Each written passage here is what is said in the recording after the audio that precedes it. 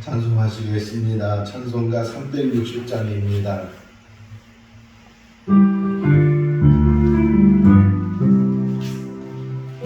나팔 소리에 주의 보령 나으니 십자가의 문제를 높이 들고 나가세 사랑산 나사오로 너의 멸류관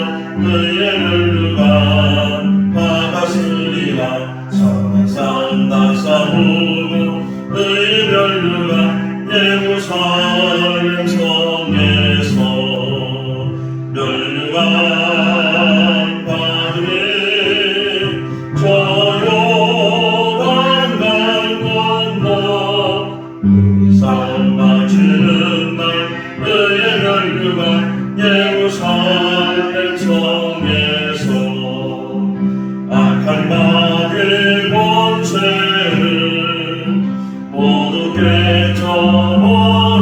깨져버리고 승리하신 주님과 승전가를 부르세 성산 나사오로 너의 멸류관 받았으리라 성산 나사오로 너의 멸류관 예루살렘 성에서 멸류관 받으리 저 요단강 건너 우리 삶 마치는 날 너의 멸류관 예루살렘 성에서 달려갈 길 가가로 싸움 모두 마치고 주와 함께 기쁨을 용서를 하늘이세 성산 나사오로 너의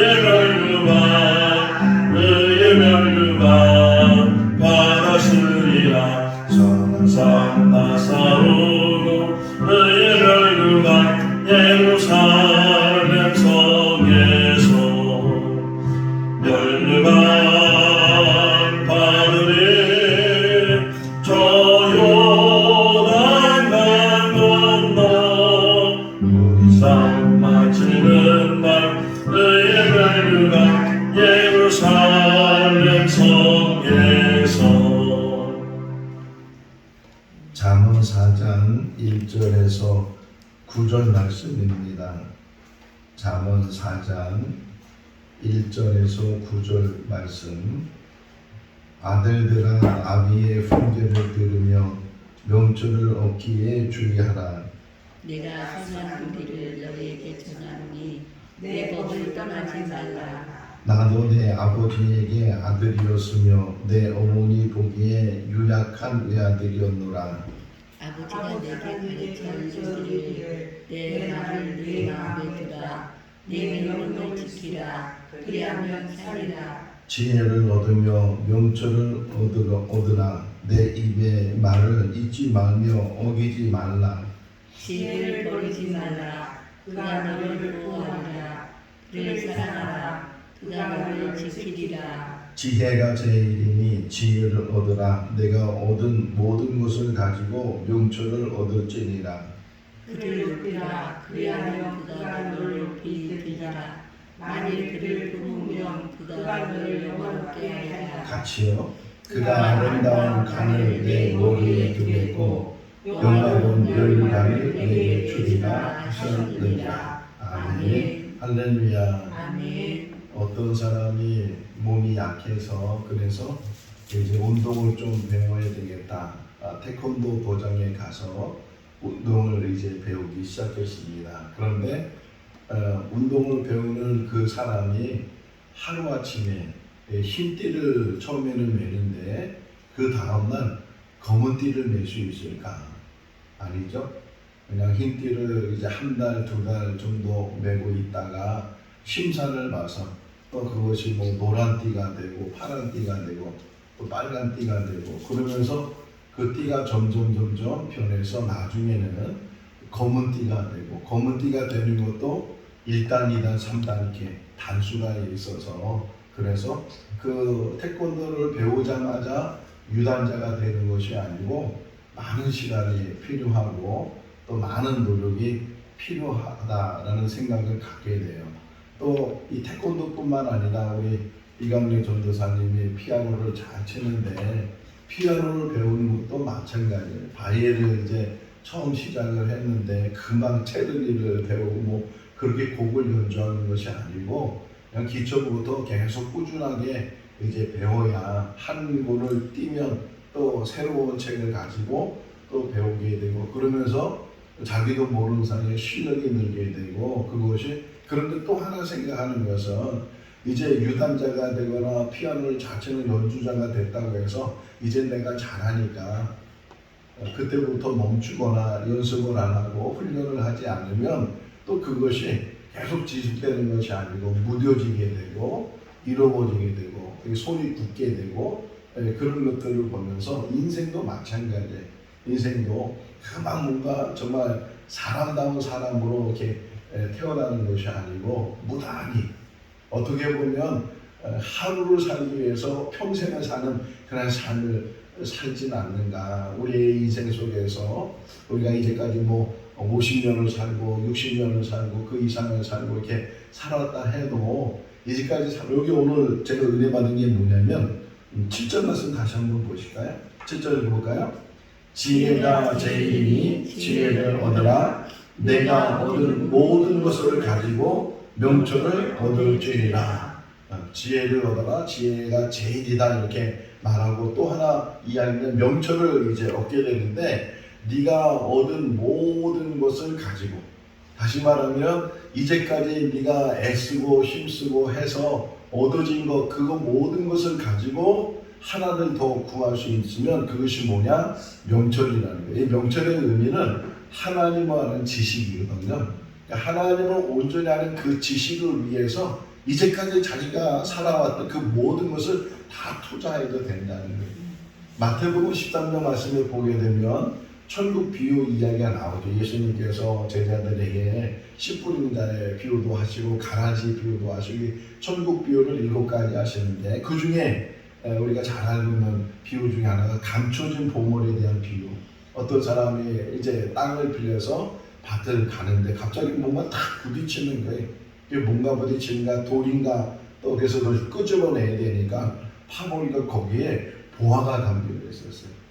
이 보화를 이제 보는 그 순간에 그가 다시 그 땅을 묻어버리고 그리고 자기의 모든 재산을 다 팔아서 그 보화를 얻게 되면 그 땅을 사서 그 보화를 얻게 되다. 그 다음에 나오는 또 비유가 진주 비유.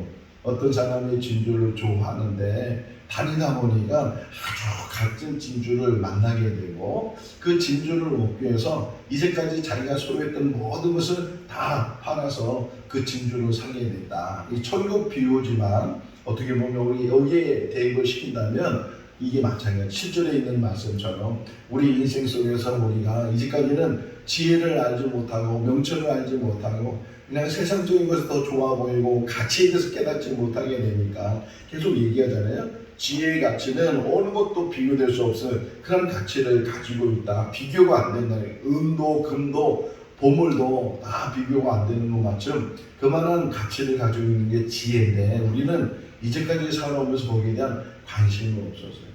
그리고 지혜를 얻는다고 처음에 말씀드린 것처럼 그냥 지혜를 가져야지, 지혜를 얻어야지, 지혜를 받아야지 그렇다고 해서 금방 지혜가 얻어지는 것이 아니라는 게 처음에 서두에 말씀을 드렸잖아요. 이 잠언은 솔로몬이 이제 지은 잠언이고 솔로몬이 하나님으로부터 지혜를 받았는데 그 하나님으로부터 받은 그 지혜도 금방 그냥 갑자기 받은 것이 아니고 그가 하나님 앞에 몇 번 제사를 드렸다고요? 1,000번의 제사를 드렸다. 말이 1,000번이지 1,000번을 숫자적으로 이게 쉬려고 해도 이게 엄청난 숫자거든요. 근데 1,000번의 제사를 드렸어요. 이 제사 드리는 게 금방 끝나는 제사예요. 왕이 드리는 제사니까 또 얼마나 한 번 드려도 얼마나 대단하게 했어요. 그런 제사를 하나님 앞에 드렸을 때 하나님께서 그에게 무엇 주기를 원하느냐, 이래서 그가 지혜를 얻게 되고 이렇게 귀한 잠언의 말씀도 남긴 것을 보게 되면 지금이 중요해. 지금이. 내가 이제 뭐 나이가 벌써 한갑이 지났는데 이거 아무 소용없고, 지금이라도 지금은 내 인생 속에 내가 무엇을 추구하며 살았으며 어떤 가치를 가지고 살았는지를 다시 한번 생각해보고, 그러면서 내가 이제까지 신앙생활하면서 이제까지 살아오면서 이제까지 주님의 일을 하면서 정말 구해야 될 것, 깨달아야 될 것, 가져야 될 것, 얻어야 될 것을 알지 못하고 다른데 너무 이게 관심을 두고 다른데 모든 것을 그냥 하다 보니까, 그러다 보니까 이 지혜라는 것, 명철이라는 것, 하나님이 정말 우리에게 주시려고 하는 그런 선물에 대해서 깨닫지 못하게 되는데, 지금도 늦지 않았다는 게, 지금의 네 가진 모든 것을 다 가지고서라도 네가 명철을 이제 얻게 되면, 또 지혜를 얻게 되면, 그거는 세상에 그 어떤 것하고도 이제 바꿀 수 없고 비교될 수 없는 그런 선물이 될 것이다 하는 것을 계속 우리 가르쳐주고, 내일 이제 또 볼 말씀 중에 하나가 뭐냐면, 그 지혜가 어디 담겨 있느냐 하면 마음에 담겨 있다.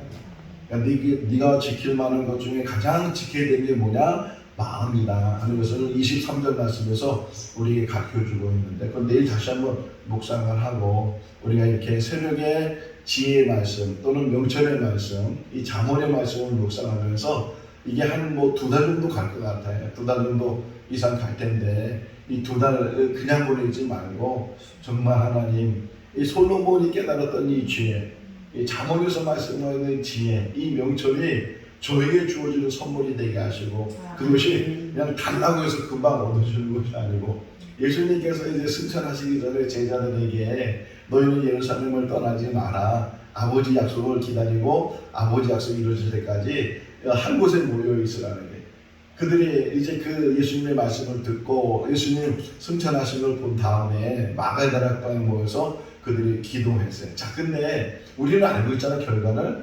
오순절날 이제 성령이 임하셨다, 이게 알고 있지만 그들 입장에서 본다면 기약이 없는 거예요.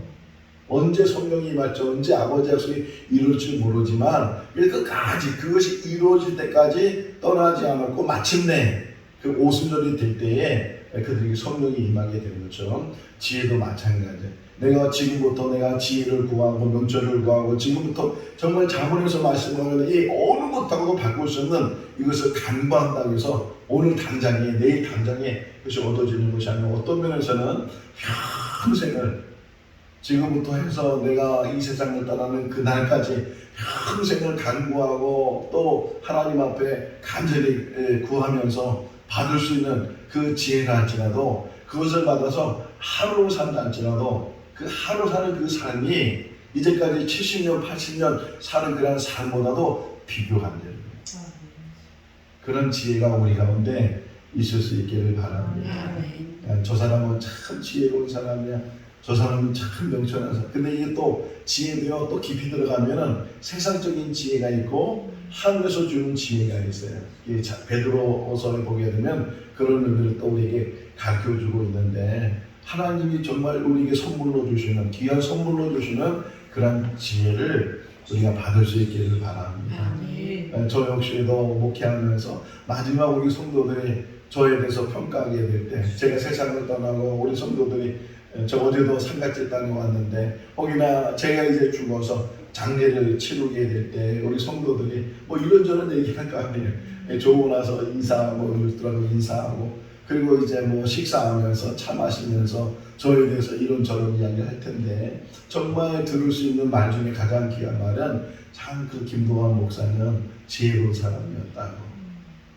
그 말이 큰 축복이 되는 줄로 믿습니다. 9절에 보면 그것을 통해서 관을 씌워주고 영원한 면류관을 씌워주게 될 것이다. 이 디모데후서 4장에 보게 되면 사도 바울이 이렇게 고백하잖아요. 나의 달려갈 길을 다 달리라는 게, 하나님 앞에 서게 되면 하나님께서 나에게 의의 면류관을 주실 것이다. 나만 주는 것이 아니고 나와 같이 가는 모든 자들에게 주실 것이다. 이 면류관의 의미 속에 하나가 뭐냐면, 면류관은 승리하는 사람이겠죠. 자, 좀 비교를 할 수 있다면 어떤 비교를 할 수 있냐면, 성공하는 사람이 있고 승리하는 사람이 있어요. 물론 성공도 너무 좋은 표현이고 성공한다는 건 참 되게 기분이 얼마나 좋겠어요. 근데 우리 인생은 성공하는 인생이 아니고 승리하는 인생이에요.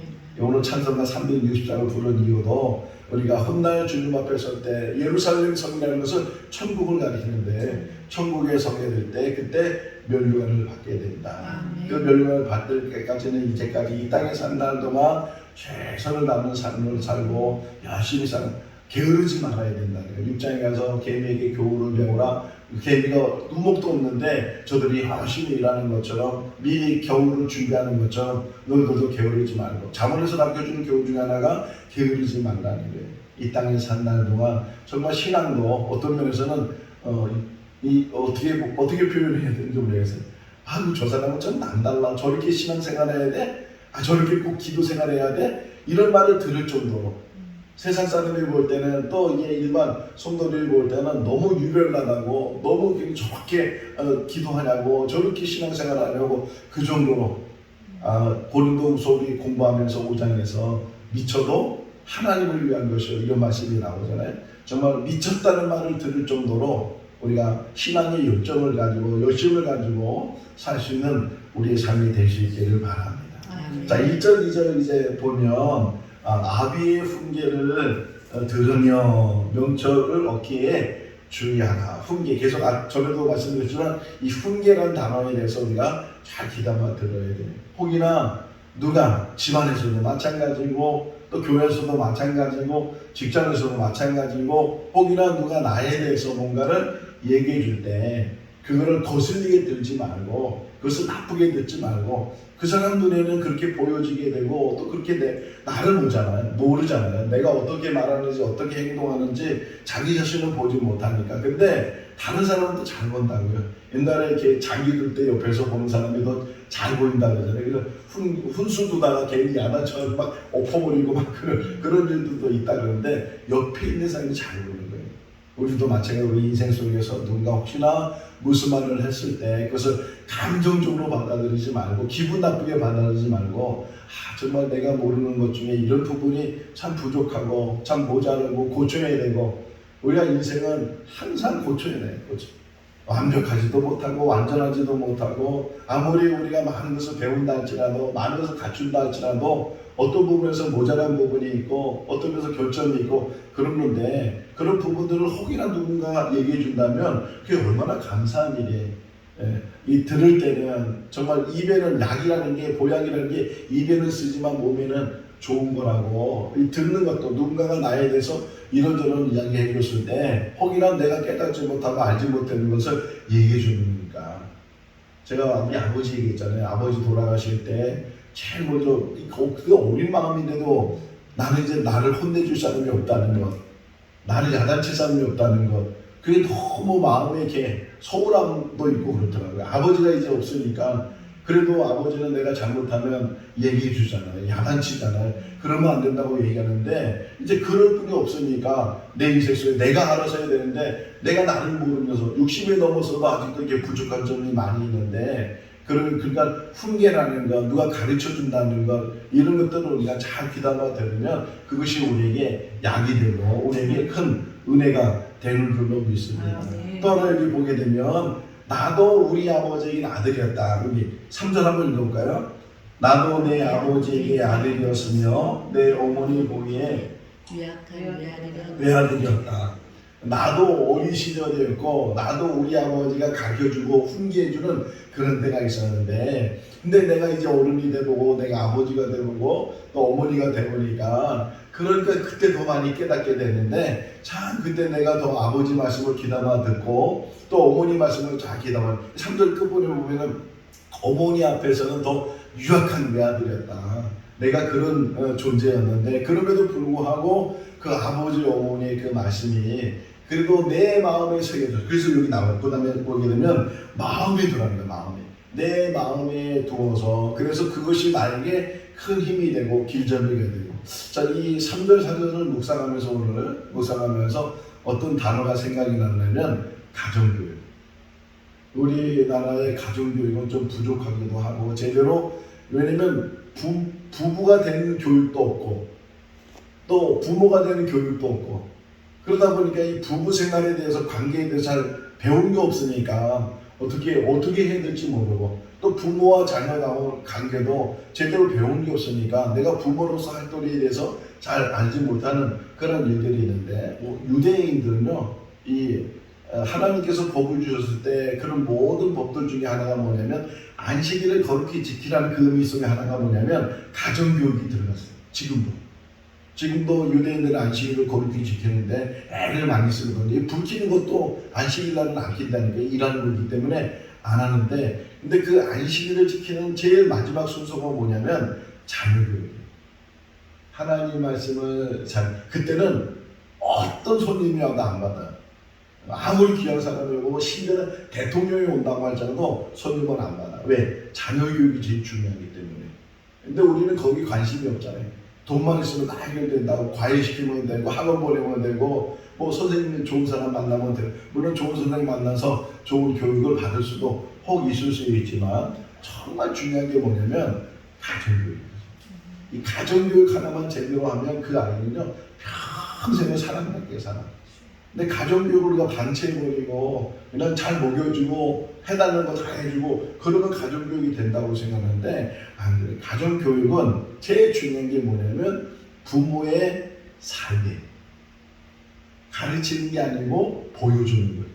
그러니까 가르친다고 자꾸만 입으로 해라 한다고 해서 아이들이 하는 게 아니고 내가 하면 아이들은 따라와서 하는 거예요. 아이들은 그것 보고서 뭐 금방 따라오진 않지만 그것이 아이들한테 영향을 오죠. 그래서 부모의 교육은 등이라고 했더니 이렇게 바라본다는 게 부모의 삶을 바라보면서 문제 있는 아이들을 이렇게 조사해 보면 다 그런 건 아닌데 가정 안에서부터 부부들이 제대로 부부 생활하지 못하고 가정을 제대로 이루지 못하니까 그게 다 아이들한테 흘러가는 게 아이들이 보고 배우는 게 다 그런 것이니까 여기 보게 되면 정말 아버지가 가르쳐주는 말씀 교훈 한마디 무엇보다도 그래서 또 아까 잠깐 얘기해주면 안식일날 유대인들이 마지막 자녀 교육할 때 그 담당이 아버지가 자녀들을 하나님 말씀을 양육하게 될 때 그러니까 아버지가 이렇게 자녀들 교육 우리 아내가 저한테 불만이 자녀들 교육에 너무 무관심했다고 그렇게 이제 많은 이야기를 제가 듣기도 했는데 근데 지금 들어보니까 그게 내가 좀 잘못한 부분이 너무 많구나.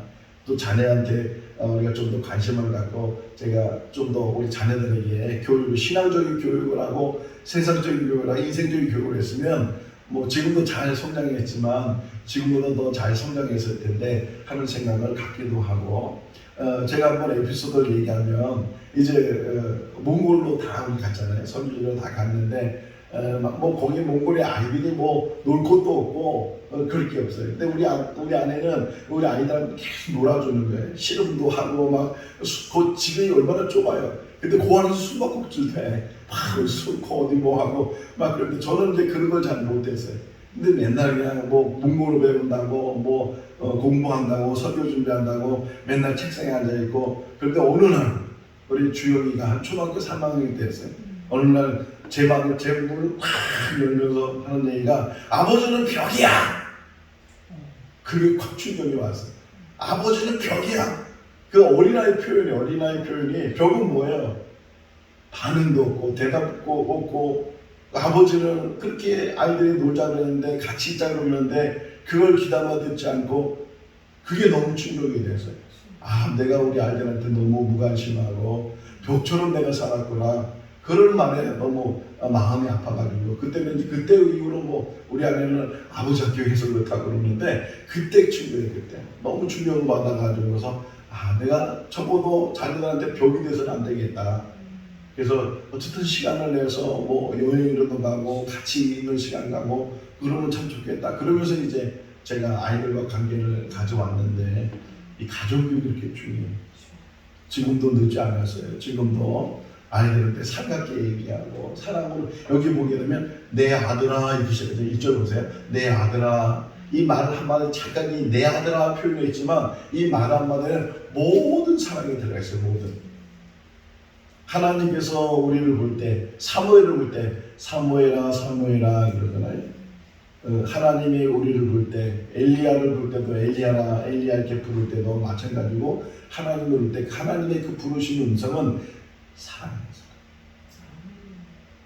이 사랑이 모든 것을 온전히 이룰 수 있어요. 우리 가정 안에서도 자녀에게도 내 안에 있는 정말 깊은 애절과 깊은 사랑으로 말을 하고 행동을 하게 되면, 그러면 그 모든 사랑이 그 자녀들에게 흘러가는 줄로 믿습니다. 지혜를 듣고 훈계를 듣고 그것을 마음에 잘 새기면 그것이 우리에게 얻어지는 큰 은혜가 되고, 그것이 우리를, 여기 보세요, 그것이 우리를 보호해주고 그것을 우리를 지켜준다. 6절에 읽어볼까요? 지혜를 버리지 말라. 그가 너를 보호하리라. 그를 사랑하라. 그가 너를 지키리라. 버리지 말고 오히려 뭐라고요? 사랑하라.